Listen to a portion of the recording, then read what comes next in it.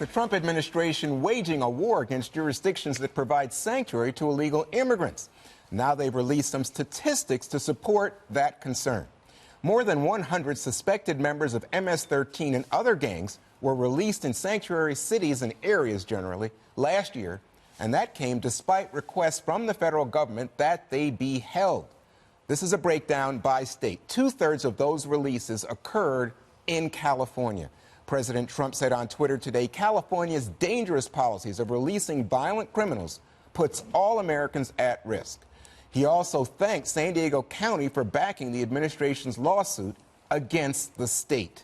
Kimberly, what do you make of it, my California friend? California, I know. We seem to always go back and forth here on this. Yeah, it's really gotten to be pretty accelerated and out of control in California. And, you know, I remember the good old days when I was back there, when I was First Lady in San Francisco. It's like it was just much more sane at the time.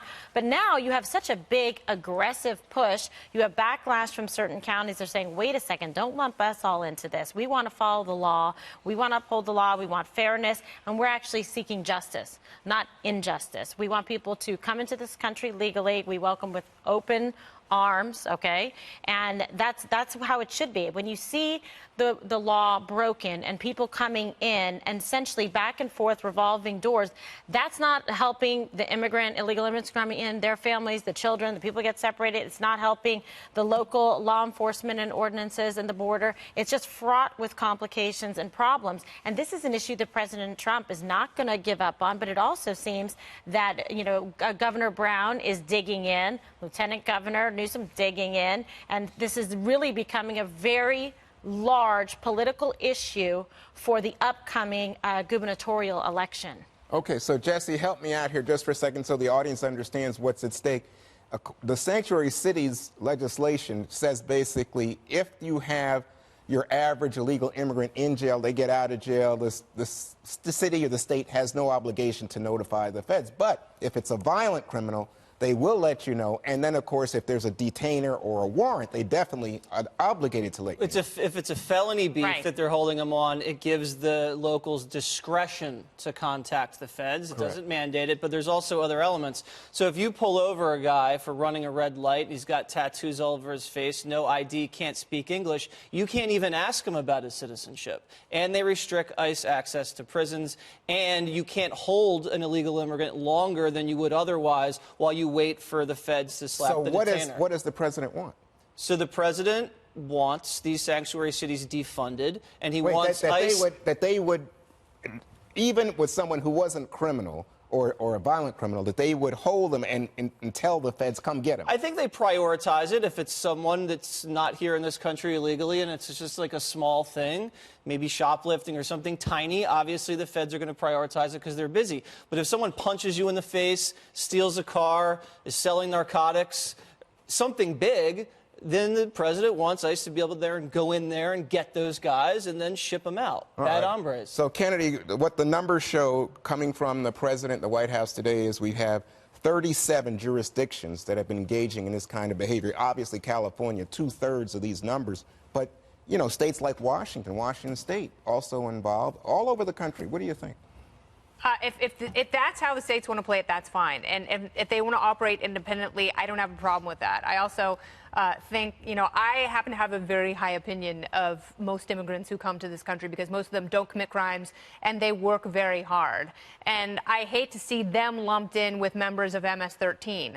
The problem is if you're letting bad people go and enter into society and hurt people, they get really good at not getting arrested and continuing to commit crimes, and that's not okay. And you end up having a disingenuous conversation about immigration and about crime. And unfortunately, immigrants get tarred as all being really bad people who want to hurt you and take your stuff. And by and large, that is just vastly not the case. And I also don't like that. I love California, like Kimberly. I love it. It's a great state, and I hate to see it torn apart. I hate to see the state turned into you're either on our team or you're not. You're us or them. You're for us or against us. And that means that we have bad immigration policy from the top that is too confusing for states and counties. It's very polarizing. You make a great point. And the problem is that you see this injustice because there's so many hardworking men and women and children that grow up then in this country from fantastic immigrant backgrounds like my family's and contribute to society and want to do it the right way. So it's unfair when we have to stigmatize it, but this is just the lawlessness cannot be ignored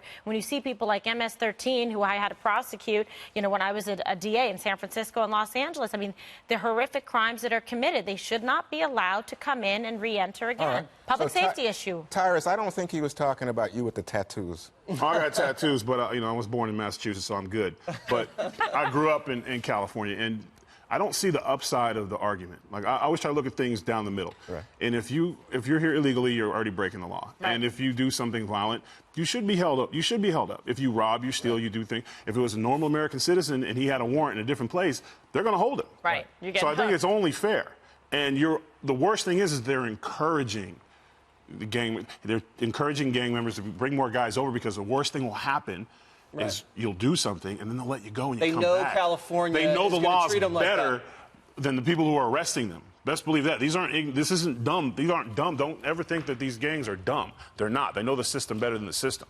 So they'll just keep coming as long as there's not a deterrent. If there's a deterrent, they'll stop. I think what you said is true. I just worry that we are demonizing people who are hardworking And it's not fair. immigrants. It's not fair for someone who came in the right way. And, Yeah. Okay.